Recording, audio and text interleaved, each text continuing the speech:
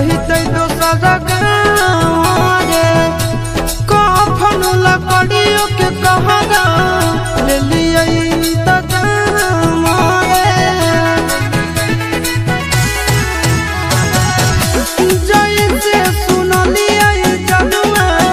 जहिते दोसरा गाँव रे कफन लकड़ियों के कहरा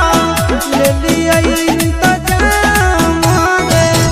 देवी बसय तने है कहानी का लत पराना रे निका लत पराना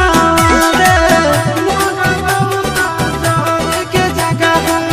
मोरा बहुता जाने के जगह दियो सामना मोरा बहुता जाने के जगह दियो सामना मोरा बहुता जाने के जगह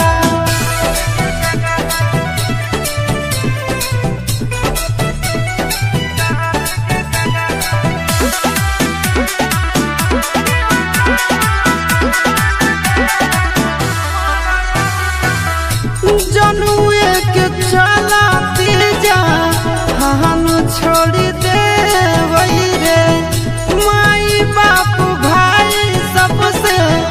मुँह मोड़ी ले वही रे जनुए के चलाती जा हम छोड़ी दे वही रे